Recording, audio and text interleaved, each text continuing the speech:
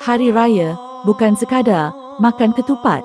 Jom tengok 3 fakta unik tentang Aidilfitri yang ramai tak tahu. Tahu tak? Sebenarnya, Hari Raya Aidilfitri tak sepatutnya dipanggil Hari Raya. Sebab dalam bahasa Arab, bermaksud perayaan. Jadi, Hari Raya Aidilfitri tu macam ulang 2 kali. Di Malaysia, kita sambut raya selama sebulan. Tapi di kebanyakan negara lain, Hari Raya Aidilfitri cuma disambut 1 hingga 3 hari sahaja.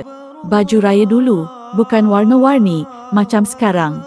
1970-an, kebanyakan orang Melayu pakai baju raya warna putih sebagai simbol kesucian selepas Ramadan.